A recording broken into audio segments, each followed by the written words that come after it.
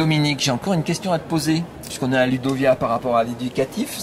Ma question, c'est comment les jeunes gèrent-ils la frontière entre usage personnel et éducatif du numérique? Bon, moi je connais mieux les usages personnels que les usages éducatifs du numérique chez les jeunes. Et peut-être c'est par là qu'il faut entrer, c'est-à-dire que et moi ça m'a beaucoup, c'est assez central, ce qui est arrivé avec les réseaux sociaux, qui a été porté par la jeunesse. Bon, maintenant c'est une pratique qui s'est généralisée, même si le centre de gravité de l'usage reste toujours assez jeune.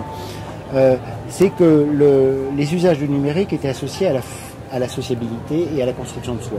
Et donc on a ce rapport assez complexe et intéressant entre la fabrication de soi, de son identité, de la manière dont les autres nous voient, de la mise en avant de ses goûts, de ses choix, de ses orientations sexuelles, politiques, musicales.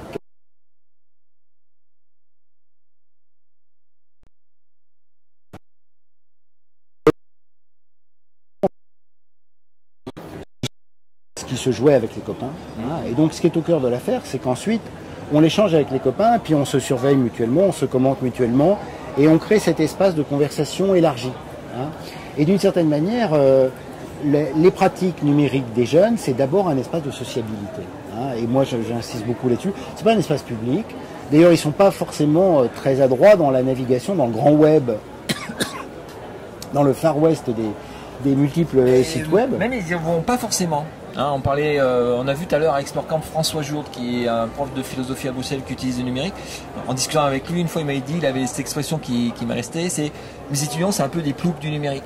Ils se construisent leur petit village relationnel, et puis ils restent entre eux en petits groupes, et puis ils vont pas tellement au-delà de ce village-là.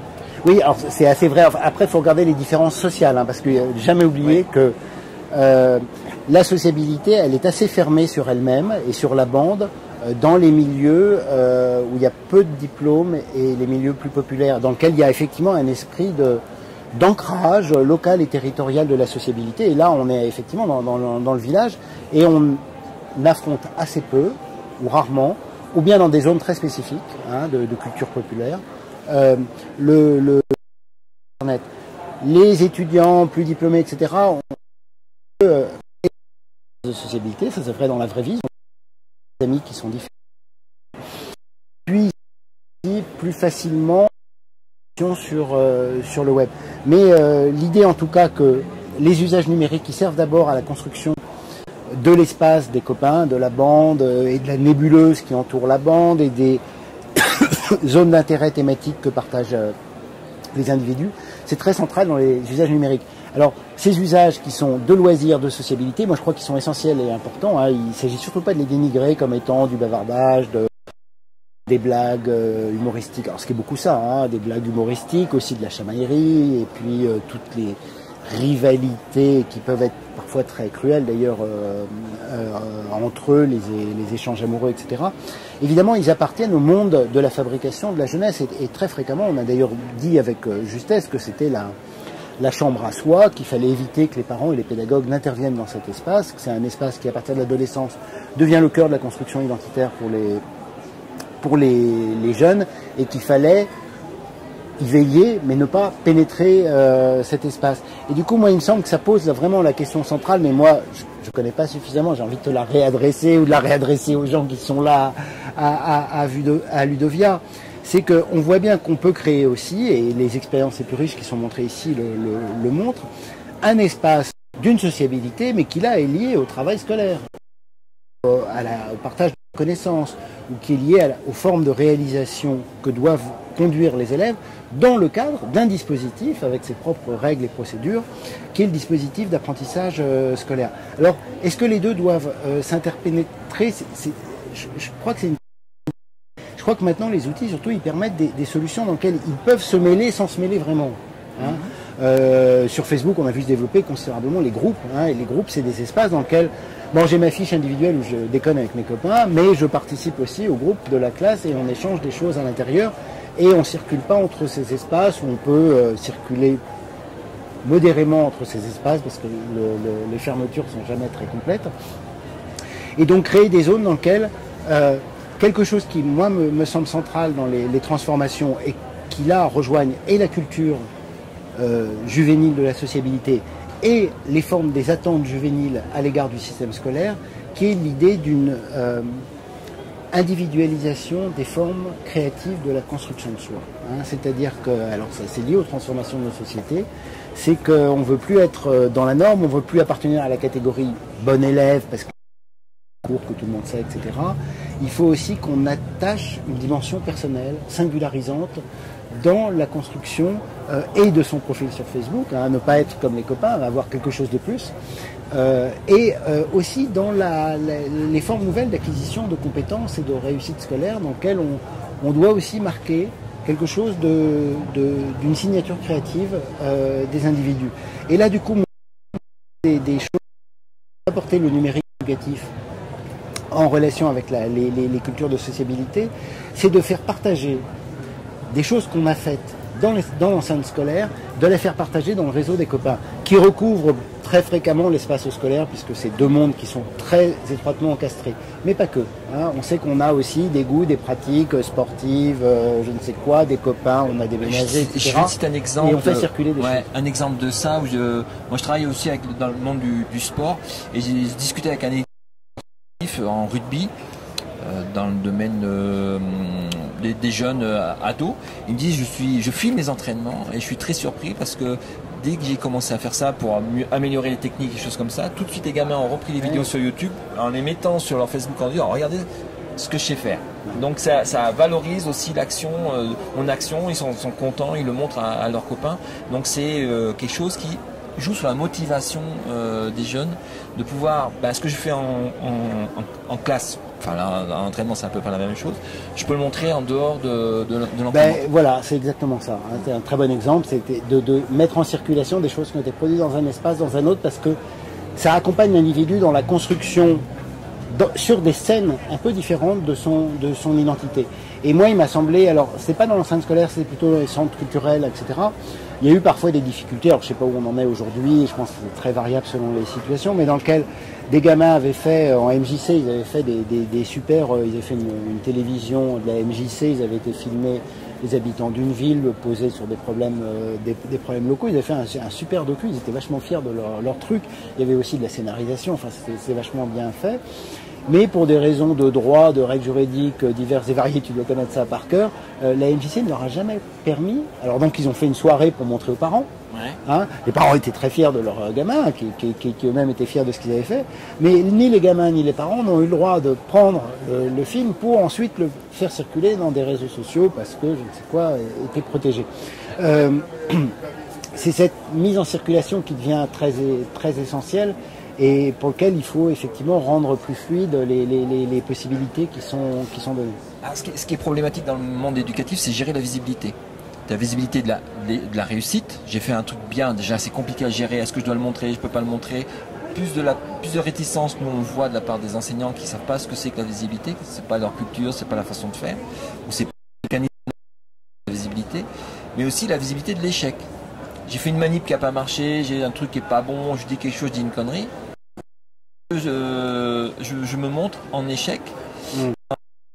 Dans la culture anglo-saxonne, on accepte plus aussi l'échec que nous en disant j'ai eu un échec à tel moment, mais maintenant j'en ai pris considération de ça, j'ai évolué, je peux montrer que. Chez nous, dans notre culture latine, on ne sait pas gérer l'échec. Je crois que tu pointes là sur deux terrains, en fait le même problème qui est très au fait que ce dispositif, que je décris très positivement, peut aussi avoir des conséquences assez complexes, qui est que dans l'individualisation et le marché de la reconnaissance qu'il crée, puisque cette individualisation créative, elle passe par la reconnaissance. Donc il faut qu'on ait des likes, il faut que... et sinon des vues, etc. Et si on les a pas, on n'a pas de réputation, et donc c'est l'image de soi qui s'en ressent. Et donc ça favorise ceux qui réussissent. Et ceux qui réussissent, c'est toujours les mêmes. C'est-à-dire qu'on va retrouver les distributions sociales et culturelles. C'est complexe de cette nouvelle forme d'individualisation, c'est que certes il y a des formes de reconnaissance qui ne sont pas dans les paramètres un peu légitimes scolaires traditionnels, mais qui arrivent à mettre en avant pour que des situations qui soient plutôt des situations d'échec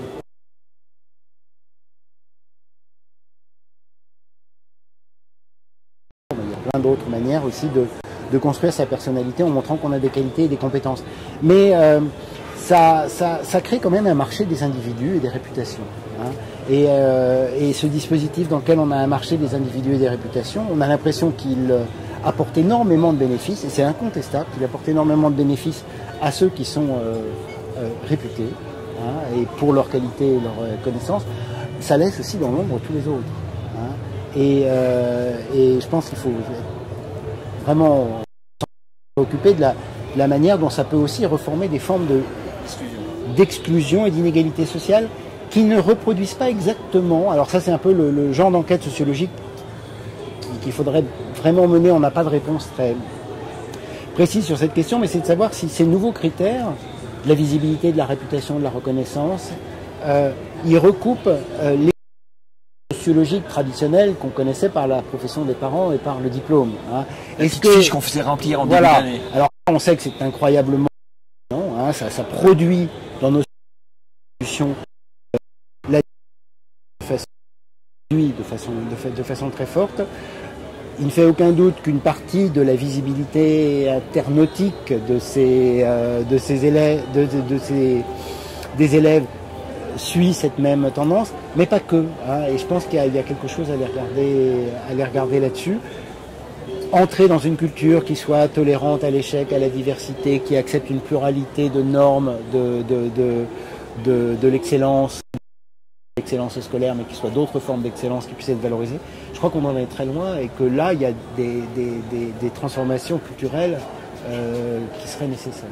On a vu intégrer le droit à l'oubli. J'ai fait un échec. A priori, maintenant, on peut demander à Google de plus montrer cet échec.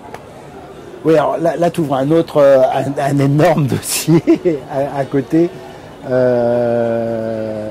Bon, moi j'espère que Google a une politique là très compliquée de montrer à la Commission européenne et aux instances de régulation des CNIL européennes que leur histoire de droit à l'oubli est absurde, donc ils acceptent plein de demandes pour leur démontrer que c'est du n'importe quoi, et donc ce à quoi on va arriver avec ce droit à l'oubli, c'est aussi un droit un peu compliqué à l'effacement et à l'autocorrection de soi.